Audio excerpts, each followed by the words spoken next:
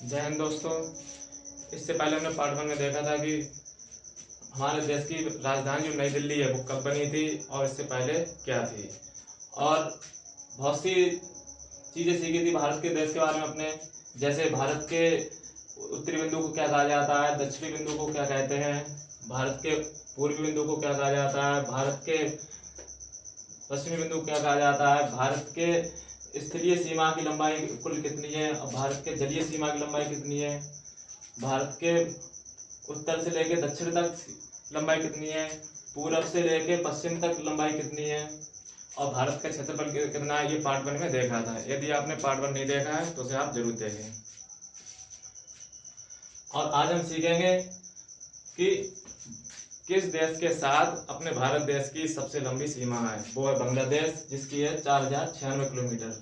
बांग्लादेश की जो सीमा है वो सबसे लंबी सीमा है, जिसकी लंबाई है 4096 किलोमीटर।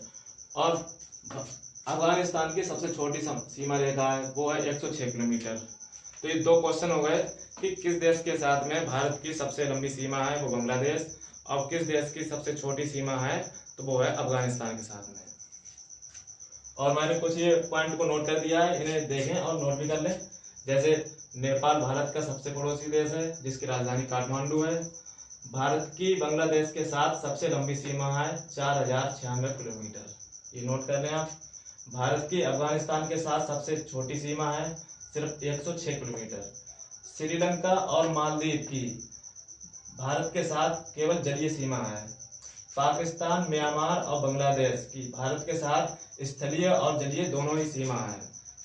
मतलब पाकिस्तान, म्यांमार और बांग्लादेश ऐसे देश हैं पड़ोसी जो भारत के साथ स्थलीय और जलीय दोनों ही सीमा से टच करते हैं। तो आज हम इतना ही सीखते हैं और अगले पार्ट में मिलते हैं, और भारत के भूगोल से संबंधित, और इसे आप अच्छे से तैयार कर लीजिए। जय हिंद।